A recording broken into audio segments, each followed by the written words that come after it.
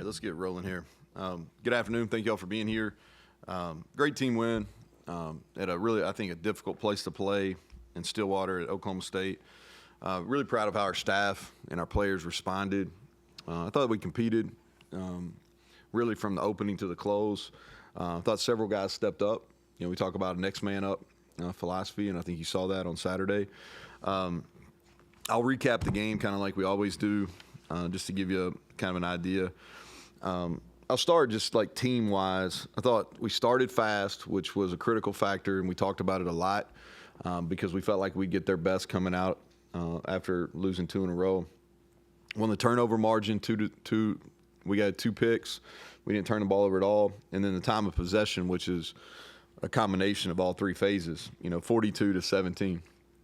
You're going to win that most of the time. So special teams, the things we got to get better at. We allowed the explosive return on the cross-field kick there. We got to be better at that. We didn't cover it very well.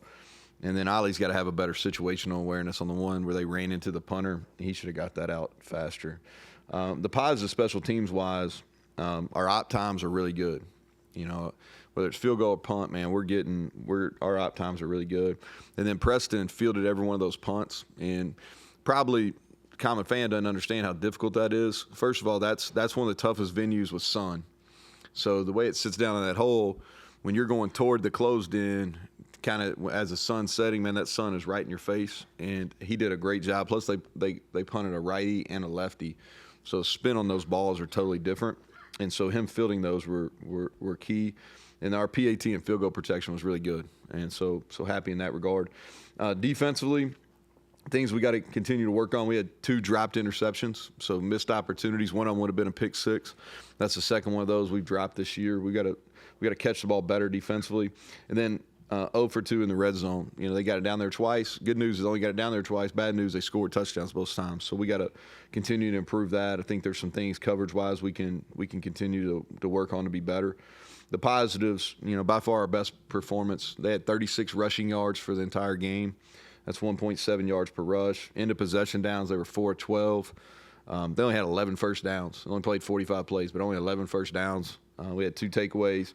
Thought we tackled really well. That's the thing. As I was watching it live from the sideline, I felt like that. And then when I watched it in the plane on the way back, I'm like, man, we tackled really well. We pulled our pin. We went and got it. Offensively, things we got too many negative yardage plays still. We give up 2 sacks. One of them was on the quarterback, but 2 sacks and had some negative yardage plays in the run game on some run-throughs late that shouldn't happen. And then just poor execution on 2 fourth downs. One of them was I don't know what, you have to ask Garrett what he was thinking on the early slide there. But on the other one, we just poorly executed on the first 4th down there in the first drive of the second half. We had that. We had people to block those. We should have got that. So that was disappointing. The positives: 389 yards rushing. We 6 yards per rush. 10.6 yards per attempt. So we didn't throw it a ton, but when we did, we were getting chunk plays. We had 31 first downs. End of possession downs, we were 11 of 15. And then, man, we broke tackles. And then if you take out that taking a knee in the red zone, we're 6 for 6 in the red zone, 5 touchdowns. And so we really felt like coming into the game, it was going to be a line of scrimmage game, so who could run the ball better, turnover margins, and then touchdowns in the red zone. And so we won all 3 of those clearly, and thus we won the game. So just going back in our award winners for the week that we do after we win, offensive linemen, and we had as a group, anytime you rush for that many yards, you play well up front. And I thought Brandon Yates may have played his best game of the year, but the guy that was the offensive lineman of the week that graded out the best was Tomas Rimac. And he was the most productive. I thought he got movement at the point of attack, played really well. His best game this year so far. Special teams wise is Austin Brinkman, and he's elite. I've said this. Nobody knows the snapper unless something goes bad. Thankfully, it hasn't, but he's elite. He's done a great job. I thought Ty French played really well on special teams too. That's a name. Defense player of the week, 6 tackles, a TFL, pass breakup in the end zone, and an interception was Josiah Trotter. And he continues to get better. And he's going to be special before his time's done here. The other guy of note defensively, Jaheim Joseph. I thought he was really good. And then offensive player, 19 rushes, 158 yards, 8.3 yards per carry, and a touchdown. Did a really nice job in blitz pickup too, and that was Jaheim White. Blue collar, these are guys that played well that don't show up in the stat sheet. Offensively, I'd already talked about Brandon Yates, but Cole Taylor played his best game blocking.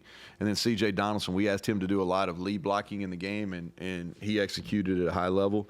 Defensively, two guys that weren't on the stat sheet a bunch, but really controlled the line of scrimmage, and a big reason why we only allowed 1.7 yards per rush were Fatorma and Sean Martin. Both those guys played really well.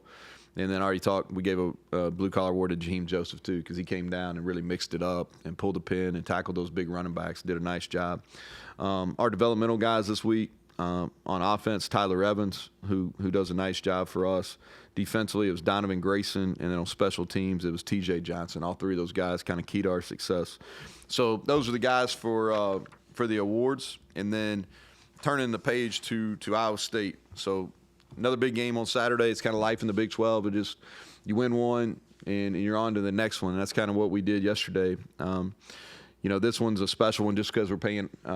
We're wearing the Coal Rush uniforms and paying homage to the West Virginia mining industry. And so I think it's important. It's an important game for our state. And I know our guys are looking forward to wearing that and all the stuff that goes with it. Ton of respect for Iowa State, what Coach Campbell's built there. Done a really nice job. Talk about them each phase. Special teams-wise, they blocked 2 punts, which obviously catches your attention. And then 13, who's one of their leading receivers also, he's an excellent returner. And their specialists are really good. The kicker made a game-winning field goal. Their punter's got a nice average. They're doing a nice job with their specialists. Offensively, they're balanced, very multiple. They've ran the ball extremely well the last 3 weeks. They shift, they motion, a lot of different tight ends play. I think it starts with them, with Rocco. He's playing at a high level. And I pull for him every game. This will be the first time I don't pull for him, when he rolls in here. But great kid, and we'll also be honoring his dad, who's a Hall of Fame. He's obviously watching his son play when we did that versus Kansas, but we'll honor him. We'll honor Anthony during the game on Saturday. So looking forward to honoring him. But Rocco's playing at a high level. He's keeping plays alive, very efficient with the football, and executing that or running that offense at a really efficient level right now. They've got two receivers that are playing really well, Higgins and Noel. They move them around. They do a nice job of getting them the ball in a bunch of different ways. They're kind of running back by committee, but they're all playing. All three of the guys they play are playing well right now. And again, multiple tight ends. Those guys are kind of growing up on the job, so that gives you a lot of flexibility. Defensively, Coach Haycock, he's done a great job there. I mean, they've got a system that's in place they've been doing now for a number of years.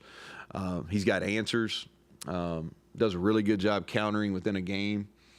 Statistically, you can look at it, it speaks for themselves. I don't need to get up here and talk a whole bunch. You just look at the stat sheet and it tells you what you need to know about them defensively.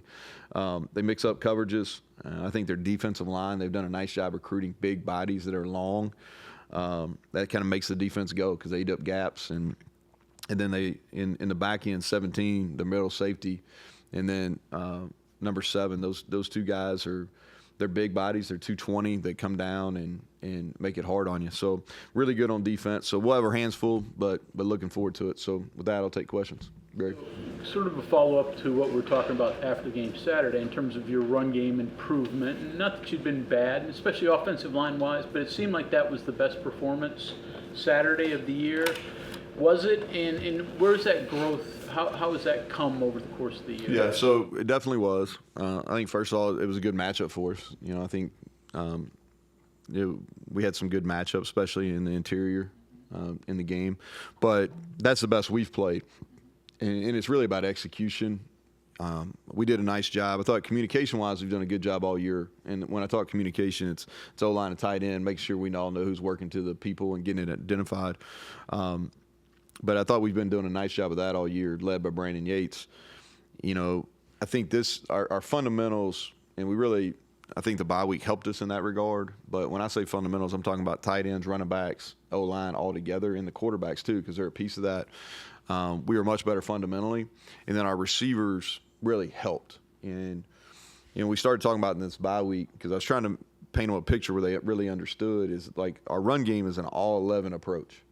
It's not, because we do so many things on the perimeter, we do so many things in the read game, we get receiver, so like it's an all 11 approach. Thought the guys bought into that, and we blocked better on the perimeter, and in versus man coverage we did a better job of running them off and getting them out of there. So it seems pretty self-explanatory, but why did the program throw the 1-0 on the wall over top of the schedule of the facility? Yeah, just because like we were getting a bunch of questions about how many ranked teams we played, how many what the rest of the schedule looks like, and I'm like, why even show it to them? And I'm like, it's next up. I think that's the way that you got to approach our league now, is because every and y'all have heard me say this a bunch, like. The good thing about this league is you got a chance to win every week. Bad thing about this league is you got a chance to lose every week. Like there's really good coaching. I think the talent is pretty evenly distributed, but among the league. And so for us, I think it's just better to keep our eyes on exactly what's in front rather than worrying about anything in the future. You got a plan that's working, and you start eliminating things. Was there a lot that you had in there that? Because I remember you mentioned not throwing the ball to the running backs. That was part of the plan. When you're going through that, you just start saying, okay, this is working, take this away. Yeah, so I think when you get into a game plan, you got your plan, how you're going to start, and then you got your counters kind of off of that. And so when we got up, especially when it was a 3 to 4 score game, like there's not a reason to do some of that stuff. And they did a couple things different too. Like they played a lot of bear in the second half. That's not something they usually do except in a goal line situation. They were fitting a couple things at 12 personnel differently. I called a couple of the pass plays to get the ball to the running back, and they switched it off differently than they had. And so, but broader scope is you go in, okay, this is plan, and if they do this, I want to counter with this. And then we just got into a really good rhythm running the football, and that's kind of what we stuck with. How are you health-wise? Justin Robinson was close last week. He practiced today, and I think he'll be back. The rest of the guys that got injured in the game, I'll know more probably through Wednesday. I don't know if all of them will practice maybe till Wednesday, but I'm hopeful. There's nobody that's definitely out as of right now. Your defensive guys said that they got together after the Pitt game and had some heart-to-heart. As a head coach, what's your feeling on groups doing that within the team? And, I think accountability is important, but I don't know if meetings, I don't know if that shit really matters. You know what I mean? Like, it's about going out and you got to work, you got to practice. But I do think accountability is important. And sometimes accountability occurs in a meeting room. Sometimes it occurs in the practice field. We talk about ownership a lot, and we try to really show that from a coaching perspective. Like I try to be honest in front of the group when I make a mistake or when I call a bad play, or we do something that doesn't put our guys in the best position, and the position coaches and coordinators do the same. And we try to model that, so when you do make a mistake as a player, you can take ownership of that, and then you hope that you have older guys, some veteran guys that will hold other people accountable, and whether it's watching film on your own, whether it's doing the workouts, whether it's doing stuff after practice, et cetera, you want some accountability. And so I think that's probably the most important piece of it is defensively. There's probably more accountability. We've simplified, we went back to basics. We've tackled pretty well all year. We just haven't covered as well. But I thought Saturday, that was the best we've executed our zone coverage. We did a really good job. We had 2 sacks, which nobody sacked them all year. I think they had 1 coming into it, and both of them were coverage sacks. Now, the guys that got the sack did a nice job continuing to work, but those were coverage sacks. And so I thought we did a better job of being in our zone droppers, finding crossers, et cetera. having Jordan in the press box? I think it's helped. I think it's helped. I think it's been good for him because you can see better there. I mean, it's obvious. Anytime you're up high, you can definitely see better than you can on the field. I think, and I said this last week, somebody asked me what it does when you're in the press box. It takes the emotions out of the game. Now, you'll have to ask him if that's better or worse for him. But it does take the emotions out of the game because you're so far away. And so it's much calmer there. It's more peaceful. You can do some more thinking. You can be more organized in between series because you're sitting at a table. I think there's some benefits to that. Did you see a difference in the way the defense approached practice and kind of the way they went about things after that Pitt game, after they kind of talked to each other, kind of had that accountability discussion? Nah, I don't know. We practiced pretty well. It's been more of a performance issue. If I really saw us playing the pass that poorly in the first 3 games, I wouldn't have talked about how I thought we were better all fall camp. You know what I mean? But we practiced pretty well. I think just execution and understanding the details of what we're doing, and then reducing the package of coverages that we were playing has been helpful. But we weren't practicing poorly before. We just weren't doing our job on Saturday. Now I think what happens is we had some success versus Kansas, and so doing the little things right in the fourth quarter, and you maybe have some aha moments, like. Any of y'all that have kids, there's going to be a time at some point where they're like, "Oh yeah, oh you're right." Well, yeah, but you got to learn some hard lessons along the way. So, but I think there was some of that, some aha moments that, oh yeah, if we do these little things, we can stop people in the pass. We can be good on defense, And I think that spilled over to the bye week, and then we played really physical. We strained, and I thought we executed at a high level on Saturday. What has kept Haycock above the curve, I guess? I mean, you've studied this defense. He's been around for 10 years. It's kind of like pulling teeth. Why has he been able to stay ahead of the curve? That's a question you'd have to ask him. You got to prepare for it. Yeah. Yeah, we've played against him. I don't know him personally. Yeah. Got a lot of respect for him from his coaching perspective. I think what happened, like, this is my opinion, when you're in a system that you've been in for a long time, you're always tweaking, but you're able to have answers. And that's something I tell our young coaches a lot. Okay, they'll have a great play. I'm like, okay, but what if they do this? Because you got to have an answer. You got to have a counter. And he's got great answers. If you look at their stats, they're, really since we started playing them, I know this. They're a lot better statistically in the second half than the first half, and that tells me because of coaching, they're able to fix things that offenses are maybe taking advantage of them.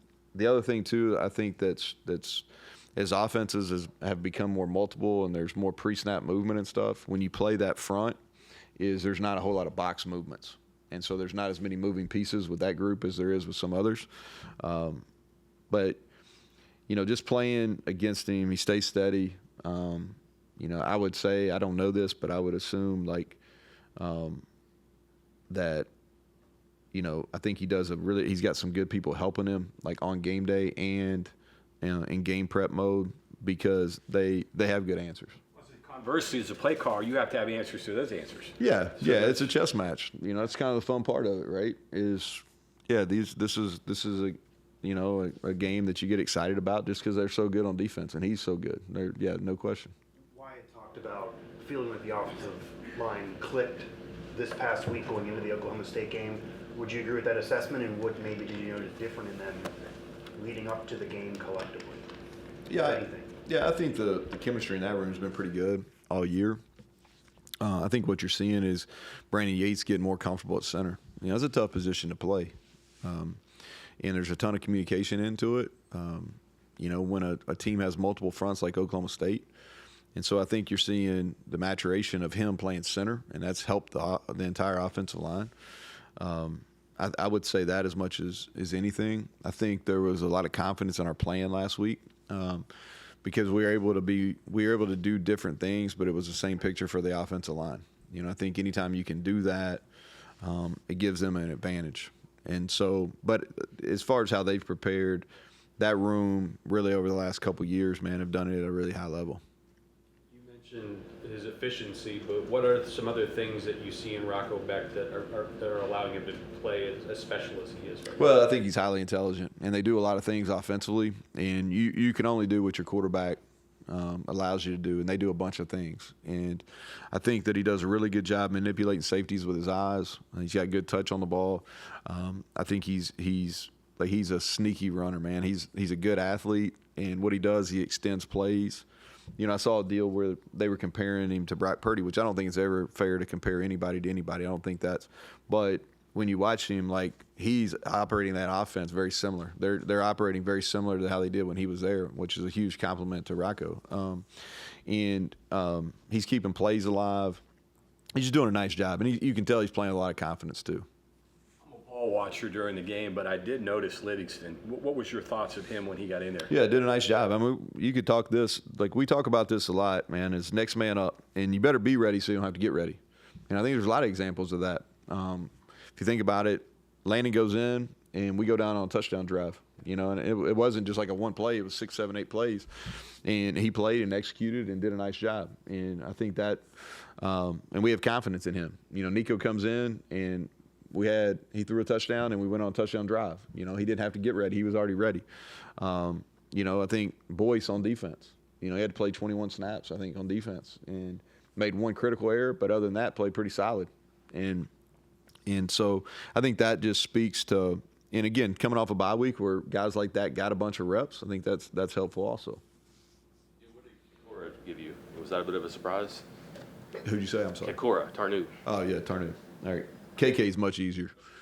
All right, so you know, here's what he did. So during the bye week, we started playing him at Spear, and he's got flexibility. So if you go back, he's kind of had an interesting career, but he's had an interesting career. But through his career, he's played nickel, he's played corner, and he's played safety. And so he played safety here early, but he's got good coverage skills. And so, you know, if you remember versus Kansas, we really got stuck in like having to play 3 corners, and they hurt us in the run game with that. So we wanted to get another bigger body if Aubrey got hurt again, which he unfortunately did, and he'll be back this week. But KK was able to go in there, and we were able to do the exact same stuff that we did with Aubrey. And I thought for his first game at that position, he practiced for 2 weeks, and for his first game, made one mistake that really hurt us. Other than that, I thought he performed well, and he'll continue. I think he's played himself in a position to continue to play.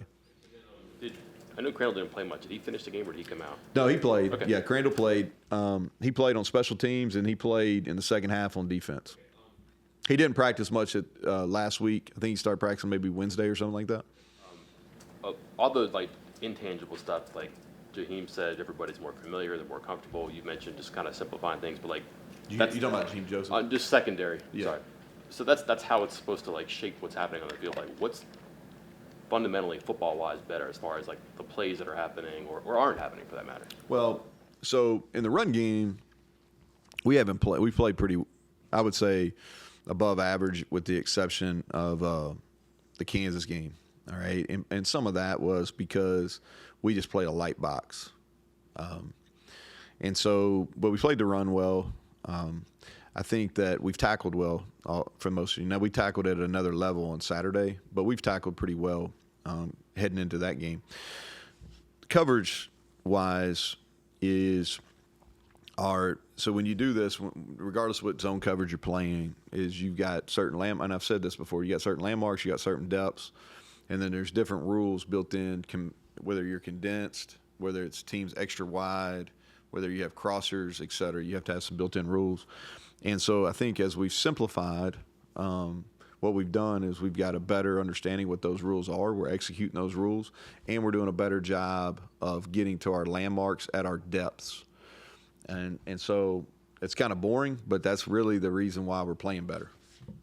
Seeing the ball better as a result because you like dropped interception, but you guys we were making did plays so too. Part of it is and we may, as the year progresses, it may even be this week, get back to where we're playing some more man coverage, which we did earlier in the year. But what that did is really hurt us on quarterback scrambles, and we didn't have vision on balls. So when you play zone, you have vision on the football, and so we do have more eyes. That's a fair assessment, but we got to make those plays. With an 8 o'clock game, what's the head coach's day like?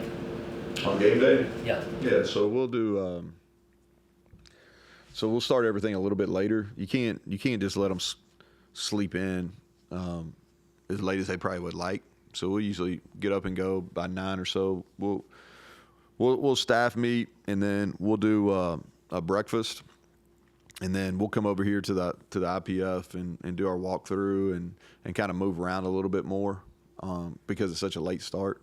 usually we just stay at the hotel. We'll probably come over to the IPF and do a stretch and do our special teams and our offense and defense walkthrough.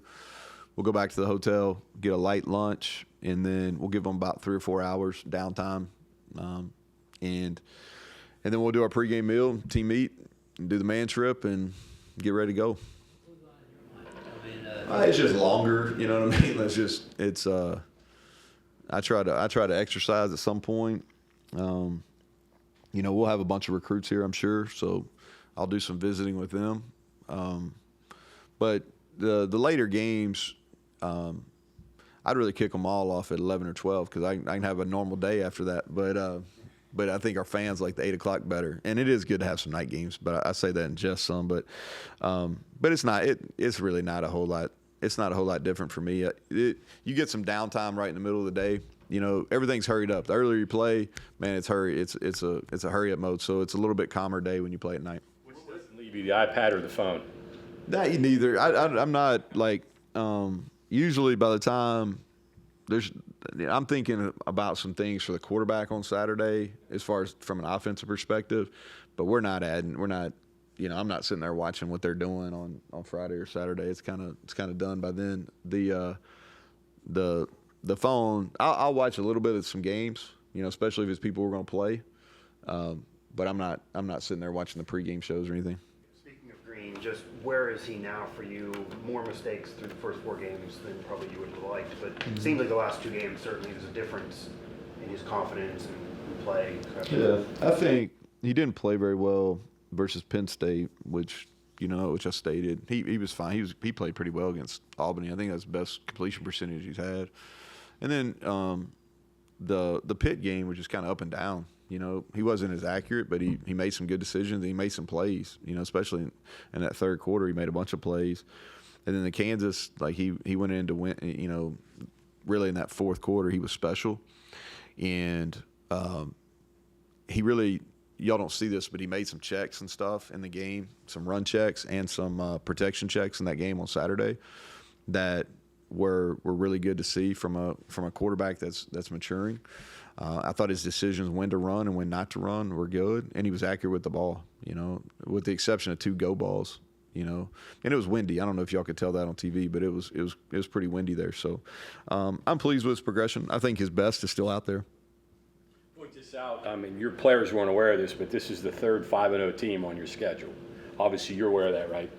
Yeah, I'm aware of it. I think, but the thing that I think about is I'm disappointed that we didn't, the Pitt game was winnable and we didn't win it. I'm disappointed that we didn't play very well versus Penn State, but we're not going to go back and they won't allow us to play them again, So it's kind of water under the bridge and kind of on to the next, and we got a bunch of really good teams on the schedule. But the flip of it is it's a good schedule. I mean, good, solid, outstanding. Oh yeah, we're playing good people. Yeah, we're playing good people. I don't know if anybody cares.